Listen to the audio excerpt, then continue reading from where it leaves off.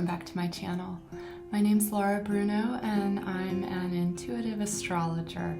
Grab a cup of tea and let's talk about the new moon in Pisces. This will be happening on February 19th or 20th, depending on where you live. If you're on Eastern US time like I am, it will be at 2:06 a.m. Eastern time on February 20th. And this is a super moon, which means that it's a bigger deal than usual. It means the moon is closer to the earth and therefore we're going to have more potent effects. It's also the introduction to Pisces season. So the sun enters Pisces just a little bit before the new moon happens, and then within the hour afterwards, Venus enters Aries. So these transits, they kind of bring a little bit of a flavor to the overall Pisces energy. So in general, when we think about Pisces, we think spirituality, romanticism, expansion, no boundaries, empathy, unconditional compassion. There's kind of this flavor of we're just expanding out with no boundaries. The energy of this one's a little different because of the presence of Saturn. Even though Saturn is still in Aquarius, it's getting close enough to be kind of a loose conjunction for this new moon. And also on March 7th, Saturn will be moving into Pisces. So we can kind of think of this as like a preview of those energies.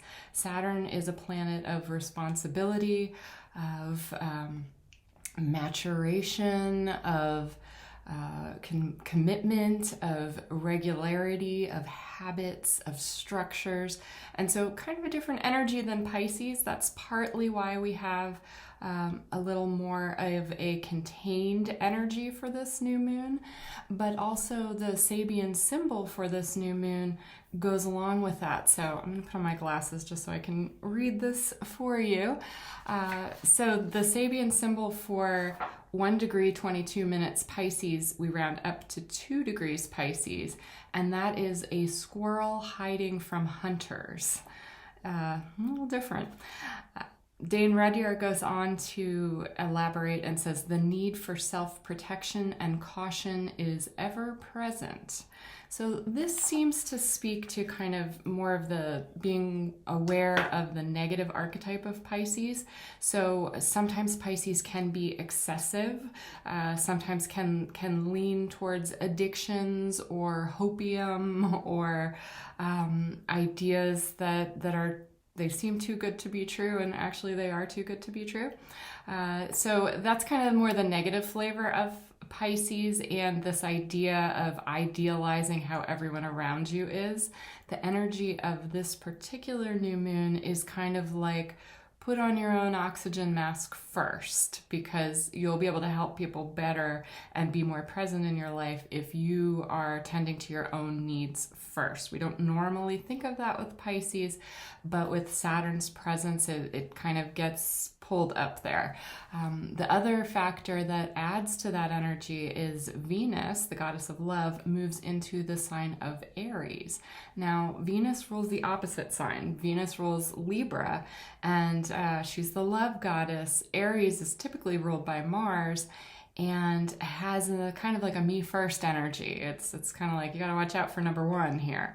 So not only do we have this kind of contracting energy of the squirrel hiding, but also this energy of, yeah, I'm not so much into that partnership thing right now. I'm just going to do what I need to do. That's what the goddess of love is saying at the time of this new moon.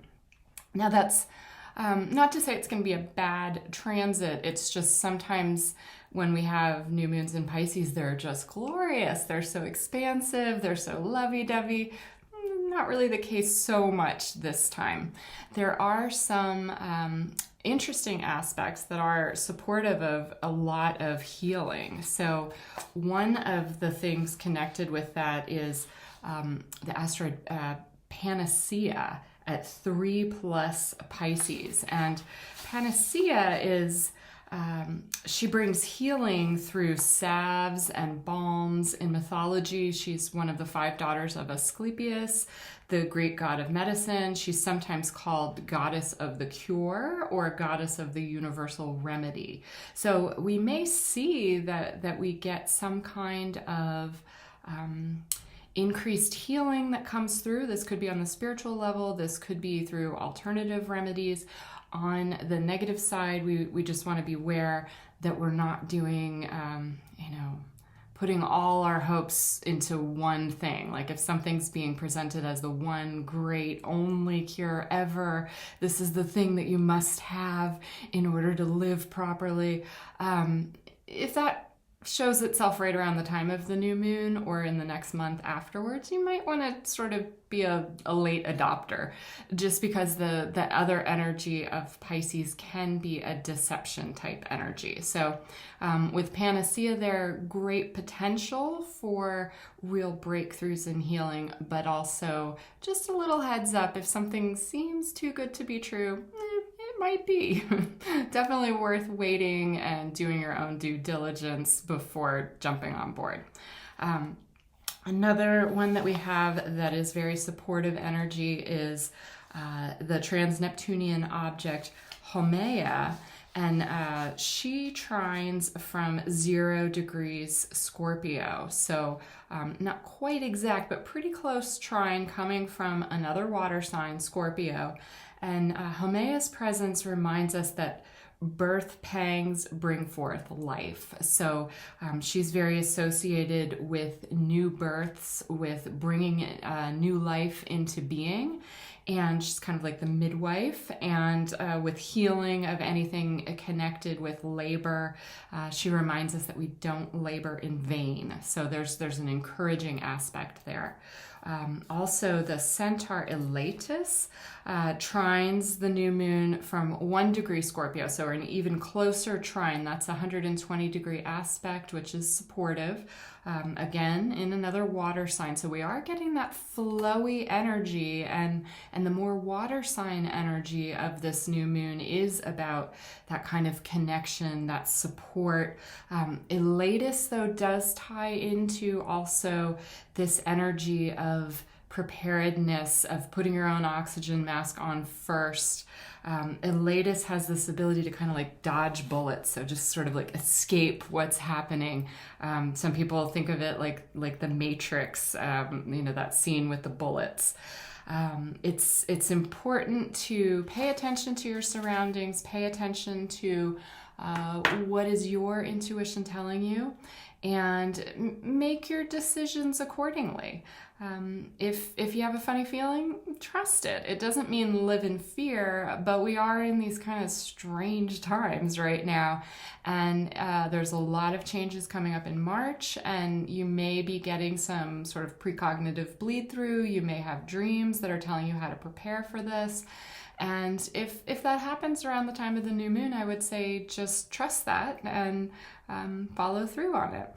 So really the energy of this new moon is a lot about structuring and preparing your life so that you can thrive. I have a lot more detail about all of this, plus the actual chart image set for Washington, D.C. on my blog. I'm going to link that below the video, so you can click through there if you'd like more information. But this was just meant to be kind of a quick heads up. New moon, big supermoon, might be a lot of emotions. Pay attention to opportunities that present themselves, but also pay attention if you get a little nudge that you need to do something for yourself. You're not being selfish, you're just tuned into the energies of the times.